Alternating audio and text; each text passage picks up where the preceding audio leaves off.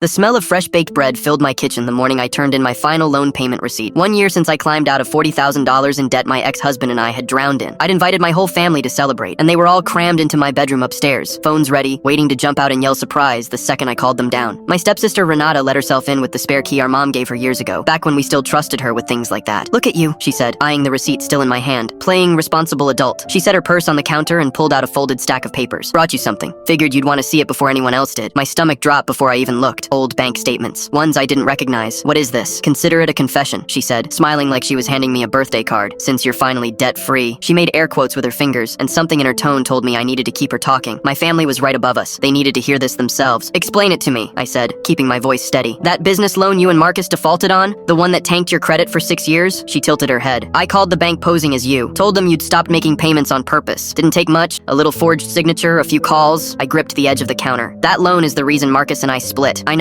She said it so lightly, like she was recalling a recipe. "Watching him accuse you of hiding money from him was honestly the best 6 months of my year." "The missing rent money," I said, forcing the words out. "The landlord said I never paid, even though I had the receipts." "Those receipts I helped you file?" She grinned. "I switched a few dates around before they went in. Made you look like a liar to your own landlord. You almost got evicted crying in front of me, and I hugged you and told you everything would be fine." My eyes burned, but I wasn't done. "There was one more thing that mattered more than all the rest. Dad's retirement account," I whispered. "The one that got drained right before his surgery. Everyone said I must have taken it since I was the one struggling." Renata's smile widened, slow and satisfied. "3 withdrawals, spaced out so nobody would notice the pattern. I used your name because nobody double-checks family. He went into that hospital thinking his own daughter stole from him to cover her mess. That's the one I'm proudest of." I could barely breathe. "Why? What did I ever do to you?" She slapped the papers down on the counter so hard one slid onto the floor. "Because Mom married your father and suddenly you were the golden child who could do no wrong, even broke and drowning in debt. Every holiday was about propping you back up. I was done watching." She straightened her jacket, voice going cold and proud. "But look at you now, debt-free, hollowed out from 6 years of thinking you were losing your mind, and nobody will ever know it was me." That's when I heard the floor creak above us, then footsteps on the stairs, too many to count. Renata spun around and the color drained from her face. At the top of the staircase stood her own husband, phone raised, screen lit, and recording. Behind him, my father, my mother, my brother, every one of them frozen, pale, staring down at her like they didn't recognize the person standing in my kitchen. They'd heard everything. One by one they came down, walking past her without a word, like she'd already turned to smoke. My father reached me first, pulling me into his arms so tightly I felt the year of loan payments, the sleepless nights, the accusations, all of it finally lift off my chest. Renata's husband was the last one down the stairs. He stopped in front of her, jaw tight, and turned his phone so she could see her own face still glowing on the screen. "Every word," he said quietly. I got every word. Behind him, my mother was already crying, already reaching for me, already saying the thing I'd needed to hear for 6 long years. "We believe you. We always should have."